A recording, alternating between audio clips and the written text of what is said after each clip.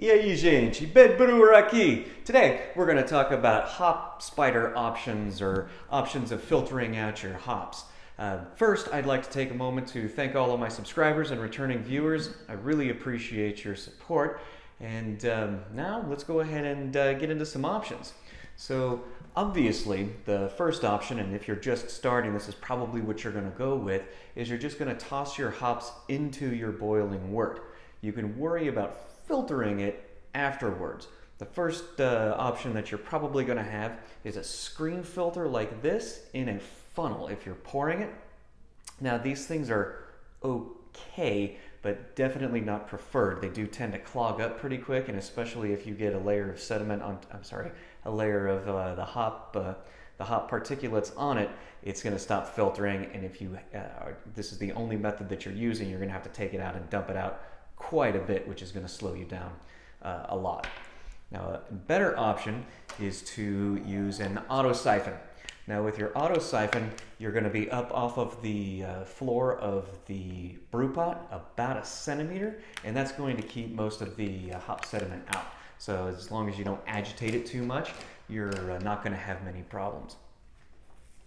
Another option is one that I used for a really long time, and that is a fine mesh brew bag.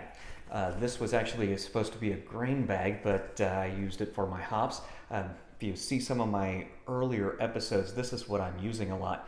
Now, I did have, I had it catch on fire, and so I had to come up with an alternative, and that is when I went and I bought a full-blown hop spider. Now, this is the reason why, first of all, I love this. This is definitely the way that I would recommend. Best purchase I made as far as something that I didn't absolutely need. But this is one of the reasons why I want the 5-minute hops to be either better or the same. Because while it doesn't sound like a lot, when this thing fills up with the 2 ounces of vegetation from the hops, plus all of the water that they absorb, plus the material that this thing is made out of, it slows down the cooling of the wort a lot, and I'm talking almost half an hour. Without this, it took me about 15 minutes to cool down my wort. With it, it took me about 45 minutes, and it was incredibly painful. Now, I was only working with about 2.5 gallons, and obviously, as you ramp up your quantity or volume of beer that you're brewing up, it's going to have less and less an effect. But still, any amount of time that you can save is better, especially when all you're doing is cooling down a metal cage and a whole bunch of plant matter that you're not going to drink anyway.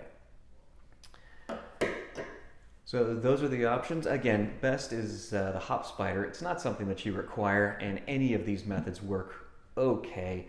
This one is probably the worst, and the autosiphon I used for a really long time until I moved over to the grain bag. And again, I really liked the grain bag. One of the problems that I did have with it is that it floated, so you'd have to, every time you put the hops in, you'd have to kind of agitate it around so that it would get some liquid in there. Anyway, that's all for today, and thank you so much for your time.